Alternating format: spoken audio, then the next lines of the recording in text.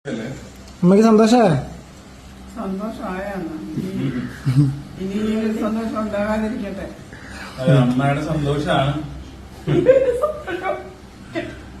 പറഞ്ഞത് അവസാനൊക്കെ മനസ്സിലായോ? ഈ സന്തോഷം ഇവിടെ ക്യാൻസൽ. ഇതോടുകൂടി സന്തോഷം തീർന്നിരിക്കുന്നു. ഇനി ഞങ്ങൾ അടുത്ത സന്തോഷം 10 മാസത്തിന് ശേഷം അറിയിക്കുന്നതായിരിക്കും. അറിയിച്ചില്ലെങ്കിലും അറിഞ്ഞോളും ഞങ്ങളെല്ലാം. അതെ, അതാരും അറിയിച്ചിട്ട് അറിയുന്ന കാര്യമാണ്. തങ്ങൾ ഹാപ്പിയല്ലേ? ശരിക്കും ഹാപ്പിയല്ലേ? Hi guys, welcome back to my YouTube channel. എല്ലാവർക്കും പുതിയൊരു വീഡിയോയിലേക്ക് സ്വാഗതം. ഈ കഴിഞ്ഞ ദിവസങ്ങളിലായിട്ട് സോഷ്യൽ മീഡിയയിൽ ചർച്ചയാക്കപ്പെട്ട ഒരു വിഷയമാണ് നമ്മുടെ സോജൻ വർഗീസ് എന്നറിയപ്പെടുന്ന അച്ചായൻ. ഇദ്ദേഹത്തിന് ഒരു യൂട്യൂബ് ചാനലൊക്കെ ഉണ്ട്. പിന്നെ കുറേ പേർക്ക് എളുപ്പത്തിൽ മനസ്സിലാകാൻ സാധിക്കുന്നത് എനിക്ക് തോന്നുന്നു നമ്മുടെ തൊപ്പിയുടെ കൂടെ നടക്കുന്ന അച്ചായൻ, അതായത് തൊപ്പിയുടെ അച്ചായൻ എന്നൊക്കെ പറയാം. ഇവർ ഭയങ്കര ഒരു ഫ്രണ്ട്ഷിപ്പും ഒരു നല്ലൊരു ബോണ്ടാണ് തൊപ്പിയും ഈ അച്ചായൻ എന്ന് പറയുന്നത് സോജൻ വർഗീസും. അപ്പോൾ ഈ കഴിഞ്ഞ 2-3 ദിവസം മുമ്പായിരുന്നു ഈ അച്ചായൻ്റെ കല്യാണം. അങ്ങനെ കുറേ വീഡിയോസും കാര്യങ്ങളും കുറേ അങ്ങനെ ഒരുപാട് വീഡിയോസും കാര്യങ്ങളൊക്കെ നമ്മുടെ സോഷ്യൽ മീഡിയയിൽ വരുന്നുണ്ട്. കാരണം അച്ചായൻ കെട്ടിയിരിക്കുന്ന ഒരു 25 വയസ്സ് മാത്രം പ്രായമുള്ള ഒരു പെൺകുട്ടിയെയാണ്. അച്ചായൻ ഇച്ചിരിയും കൂടെ വയസ്സുണ്ട്. അതുപോലെ തന്നെ വേറൊരു വിഷയം എന്തെന്ന് വെച്ചാൽ കുറേ കാത്തിരുന്നിട്ടാണ് അച്ചായനിപ്പോൾ ഇങ്ങനെ ഒരു ലൈഫ് കിട്ടിയേക്കുന്നത്. അപ്പോൾ അത് അവരുടെ ജീവിതം. അപ്പോൾ പല രീതിയിലുള്ള പോസ്റ്റും കാര്യങ്ങളൊക്കെ ഇടുന്നു. ചിലർക്കത് ഇഷ്ടപ്പെടും, ചിലർക്കത് ഇഷ്ടപ്പെടത്തില്ല. കുറേ പേര് അച്ചായനെ കളിയാക്കുന്നുണ്ട്. അപ്പോൾ അതൊക്കെ ഓരോരുത്തരുടെ വ്യക്തിപരമായിട്ടുള്ളൊരു ജീവിതമാണ്. കാരണം ഒരു പെണ്ണ് ഒരു ലൈഫിൽ സെറ്റാവുക, അപ്പോൾ അച്ചായനിപ്പം ഒരു ജീവിതത്തിലേക്ക് കടക്കുകയാണ്. അപ്പം നമ്മൾ ഈ കളിയാക്കുന്നതൊക്കെ ശരിക്കും പറഞ്ഞാൽ തെറ്റാണ്. പിന്നെ അവർ ഈ സോഷ്യൽ മീഡിയയിൽ കാട്ടിക്കൂട്ടുന്നത് നമുക്കിങ്ങനെ വേണേൽ ചിന്തിക്കാം. കിട്ടാതെ കിട്ടിയപ്പോൾ ഒരു സന്തോഷത്തിനൊക്കെ കാണിച്ചു കൂട്ടുന്ന കുറച്ച് കാര്യങ്ങൾ അത് ചിലപ്പോൾ അതങ്ങ് ഓവറായി പോകും. നമ്മൾ എത്രയോ പേര് എന്തൊക്കെ കാട്ടിക്കൂട്ടുന്നു.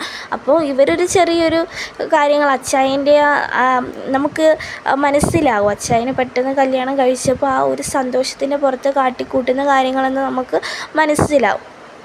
കുറേ പേര് വിമർശിക്കുന്നുണ്ട്. അപ്പോൾ അത് ഓരോരുത്തരുടെയും ഇപ്പം നമുക്കറിയില്ല കാഴ്ചപ്പാടുകളാണ്. ചിലർക്കത് ഇഷ്ടപ്പെടും, ചിലർക്കത് ഇഷ്ടപ്പെടാതിരിക്കുക.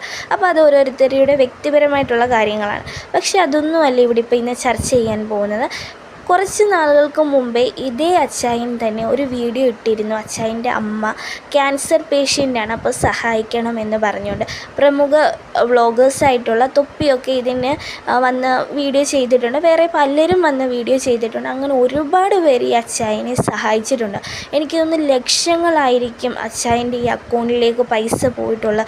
അങ്ങനെ ആ വീഡിയോ തൊപ്പിയൊക്കെ ചെയ്ത വീഡിയോയ്ക്ക് ലക്ഷങ്ങളാണ് വ്യൂസൊക്കെ കിട്ടിയേക്കുന്നത്. അപ്പം അതുപോലെ തന്നെ അതിലെ കമൻസും കാര്യങ്ങളും കണ്ടാലോ ഞാൻ സഹായിച്ചിട്ടുണ്ട്, എന്നെയും കൊണ്ട് പറ്റുന്ന രീതിയിൽ ഞാൻ സഹായിച്ചിട്ടുണ്ട്, ഞാൻ നല്ലൊരു തുക കൊടുത്തിട്ടുണ്ട് എന്നൊക്കെ പറഞ്ഞുകൊണ്ട് ഒരുപാട് ആൾക്കാർ, അതായത് നമ്മളെ സപ്പോർട്ട് ചെയ്യുന്ന വ്യൂവേഴ്സ് ഒരുപാട് പേര് കമൻസ് ഇട്ടിട്ടുണ്ട്. അപ്പോൾ തന്നെ നമുക്ക് ആ കമൻസുകൾ കാണുമ്പോൾ തന്നെ അറിയാം ഇതിൻ്റെ പേര് നല്ലൊരു എമൗണ്ട് തുക അച്ചായൻ്റെ കയ്യിൽ, അതായത് ബാങ്കിലേക്ക് വന്നിട്ടുണ്ട്. ഇനി നമുക്ക് അതിനെപ്പറ്റി ഒന്നും ചർച്ച ചെയ്യേണ്ട ആവശ്യമില്ല. കാരണം അച്ചായൻ അങ്ങനെ ഒരു വീഡിയോ ഇട്ടപ്പോൾ നമ്മുടെ സമൂഹത്തിലെ ആൾക്കാർ നമ്മളെ സഹായിക്കുന്നുണ്ടല്ലോ. അപ്പോൾ അതിന് തന്നെ നമുക്കറിയാം ഇനി ആരെങ്കിലും ഒരു ബുദ്ധിമുട്ടുണ്ട് അങ്ങനെ ഒരു വീഡിയോ ഇടുമ്പോൾ പല ആൾക്കാരും ഉണ്ട്, നമ്മൾ പോലും അറിയാത്ത പലരും നമ്മളെ സപ്പോർട്ട് ചെയ്യുന്നുണ്ട്, അതുപോലെ തന്നെ നമ്മളെ ഹെൽപ്പ് ചെയ്യുന്നുണ്ട്. അങ്ങനെ ഞാൻ പല ആൾക്കാരിങ്ങനെ സിലൂട്ടോക്ക് എന്ന് പറയുന്ന വീടില്ലെന്ന് പറഞ്ഞപ്പോൾ ആ ഇത്തയുടെ ഒരു വീഡിയോ കണ്ടു. ആ ഇത്ത ഒരാൾക്ക് വേണ്ടി വീടില്ലാത്തതിൻ്റെ പേരിൽ സംസാരിച്ച് ഒരു അക്കൗണ്ട് ഓപ്പൺ ആക്കി മിനിറ്റുകൾക്കുള്ളിലാണ് 10 ലക്ഷം രൂപ കംപ്ലീറ്റ് ആയത്. അപ്പം നമുക്കറിയാം പലരും ഒരുപാട് പേര് സഹായിക്കുന്ന ആൾക്കാരുണ്ട്.